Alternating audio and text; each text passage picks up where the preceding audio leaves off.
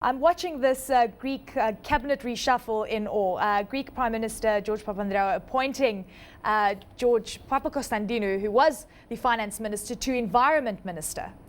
We're seeing massive movements coming through in Greece. This is the man that implemented austerity measures to try and save the Greek economy and to regain credibility.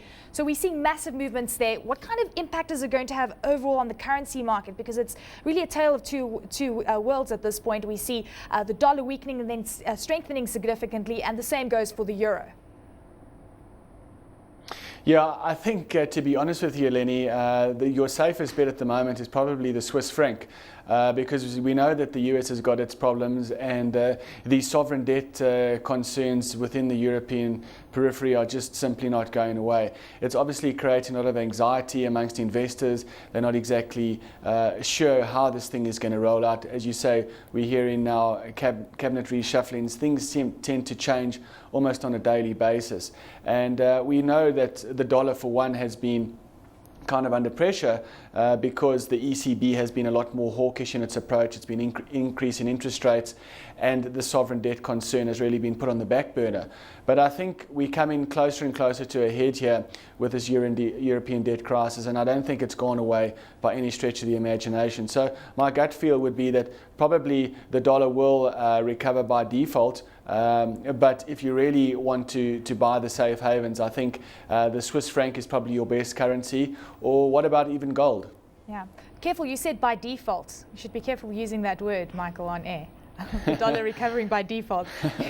Well, looking at the Swiss franc, we know that the Swiss central bank has intervened in the markets quite a few times and really been burnt. Do you think that it's learnt its lesson? Because if you're saying the Swiss franc is your safest bet right now, if it does start to strengthen significantly, we know the central bank is willing to step in. Yes, we have seen that in the past, but as you quite rightly said as well, it has become a very expensive exercise. And I think if one looks over, history, you can look at a various number of central banks. You'll see that currency intervention really has limited impacts, particularly over the medium to longer term. It can smooth out currency fluctuations in the short term, and of course, over the long term, reserve accumulation tends to be good for reducing currency volatility. But for over the few weeks that are ahead of us, I don't think that we're going to see the Swiss franc really staying in the way of a wall of money that being directed towards these safe haven assets. If people want safety, they're going to flock to those areas regardless of intervention or not. So if you're holding rands right now and you wanted a safe place to put your money, would you be staying with the local currency? Would you be accumulating euros at these levels, given the fact that the euro is very weak, if you wanted a long-term play? Or would you be heading into the Swiss franc so that you are in a safe position, or even keeping the rand? Yes, I don't think the rand is particularly a bad place to be at this stage of the game. I think there are fundamental flaws that are creeping up in South Africa, and that will probably come back to bite us further down the line. But in the short term, it just seems as though South Africa is regarded as one of those emerging markets that doesn't have the same kind of sovereign debt problems that Europe does. It doesn't have as much exposure to Europe as some of those other emerging markets within the current time zone.